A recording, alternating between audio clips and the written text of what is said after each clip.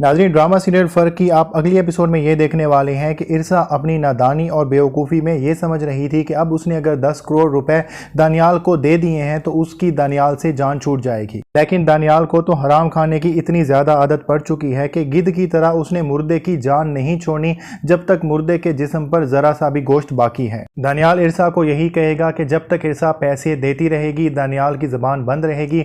जब इरसा ने पैसे देने बंद कर दिए तो उसने कमाल को सारी हकीकत बतला देनी है। दानियाल की इस बात से इरसा को यह फिक्र सताने लग जाती है कि अब 10 करोड़ का बंदोबस्त उसने बहुत मुश्किल से किया है, अब दोबारा से 10 या 20 करोड़ या जितने भी दानियाल डिमांड करता है उन पैसों का बंदोबस्त वो कहां से करेगी। इरसा को अब एहसास हो चुका है कि दानियाल ब्लैकमेल करके उससे पैसे बटोरता रहेगा। ये एक लामतनाही सिलसिला है जो कभी बंद नहीं होने वाला।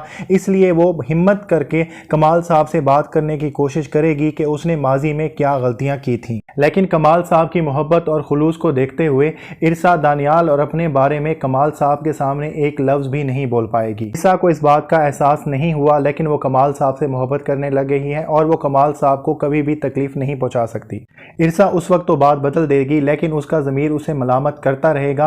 वो ना सिर्फ अपनी ज़िंदगी और कमाल साहब की ज़िंदगी बर्बाद कर रही है, बल्कि वो आइज़ल की ज़िंदगी भी अपने झूठ का पर्दा रखने के लिए बर्बाद कर रही है। जैसे जैसे शादी का वक्त करीब आता जाएगा, मेहंदी की तकरीबात शुरू हो जाएंगी, तो उसी तरह से इरसा की बेचैनी भी बढ़ती जाएगी। वो ये सोचना शुरू कर देगी कि अभी भी वक्त है, वो आइज़ल की ज़िंदगी बर्बाद होने से रोक सकती है और कमाल साहब को सारी हकीकत बता सकती है। लेकिन इससे पहले कि इरसा अपने इस इरादे को अमली जामा पहनाती, इरसा आइज़ल और उसकी दोस्त के दरमियान होने वाली कन्वर्सेशन को सुन लेगी, जिसमें आइज़ल अपनी दोस्त को यह बताएगी कि अगर उसकी शादी के लिए उसका बाप ना मानता तो वो खुदकुशी कर लेती। इरसा अच्छी तरह से वाकिफ है कि आइज़ल जितनी ज़्यादा ज़िद्दी और बेवकूफ़ है वो ये हरकत कर गुजरती। और अगर इस मौके पर जब शादी की तकरीबात शुरू हो चुकी हैं, अगर इरसा सबको दानिश या दानियाल की हकीकत बता देती है तो आइज़ल कभी भी अपनी इतनी बेइज्जती बर्दाश्त नहीं करेगी। और कमाल साहब आइज़ल पर जितनी ज़्यादा जान छिड़कते हैं, आइज़ल की इतनी ज़्यादा तकलीफ़ की वजह से वो इरसा को कभी भी माफ़ नहीं करने वाले।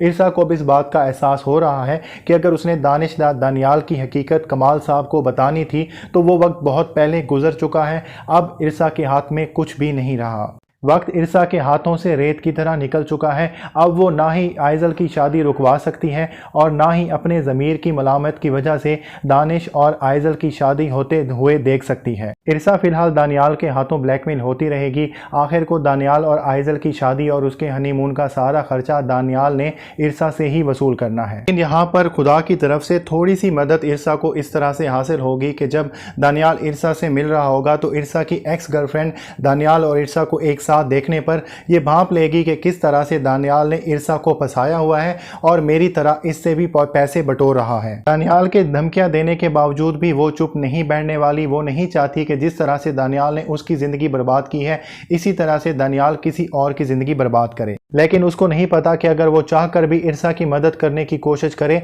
तो भी दोनों सूरतों में इरसा का घर बर्बाद होता है। इरसा को अंदाज़ा हुआ है कि वो कितनी बड़ी दलदल में फंस चुकी है और वो इन सारी बातों से परेशान होकर बेहोश हो जाएगी। लेकिन यहाँ पर एक खुशखबरी होगी कि इरसा को पता चलेगा कि वो कमाल के बच्चे की माँ बनने वाली है। लेकिन इरसा का ये होने वाला बच्चा क्या कमाल और इरसा के रिलेशनशिप के लिए मुबारक साबित होगा या नहीं, ये आप आने वाली एपिसोड में देखेंगे। और अगर आपको हमारी वीडियो अच्छी लगी हो तो हमारी वीडियो को लाइक कीजिएगा और हमारे चैनल को ज़रूर सब्सक्राइब कीजिएगा।